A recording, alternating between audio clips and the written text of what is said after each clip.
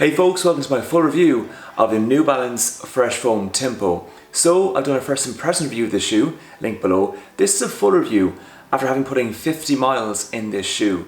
I'm going to speak about basically the text and specs, what's in the upper, what's in the outsole, what's in the midsole, and then talk about my overall impressions, how this fared for me after 50 miles. So what is this shoe? Well, according to the website, it is a mix between a race day shoe and a daily trainer. Now, I wouldn't necessarily agree with that, but I'll go into that later. It was released in 2020 and has a weight of 265 grams in the UK 9.5 and has a 6mm drop. And overall, a very good looking shoe in my opinion. So now let's talk about the text and specs, being what's in the upper, what's in the midsole, and what's in the outsole.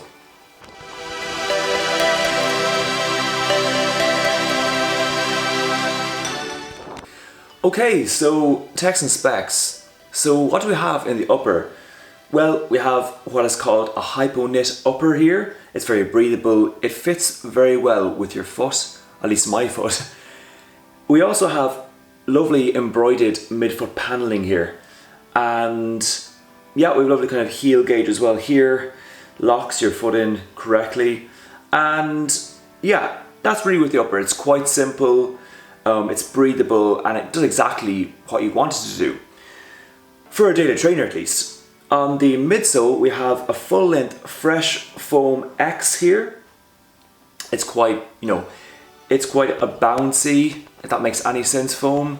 It works well when you're putting in those quicker miles. Not the best foam for quick miles though, but bouncy and gives you that energy when you're doing your miles. On the outsole now, we have two types of foam.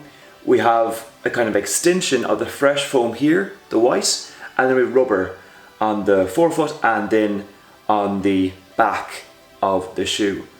So overall, it's nice and grippy. It can do well in wet weather because it does grip to the ground quite well, especially making those corners.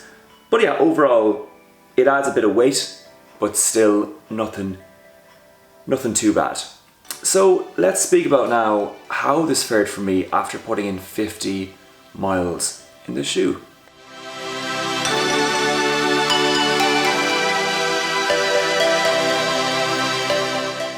Okay, so how did this fare for me after putting in 50 miles?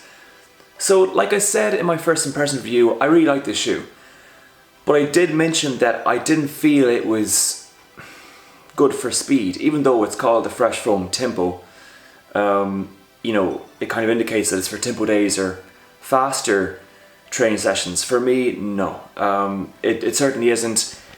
Look, the Fresh Foam Tempo foam is very good. It's energetic and, it does give you a bit of a lift when you're putting in those quicker miles, but there are other shoes out there in the market which will just do you better for just tempo day or interval day sessions.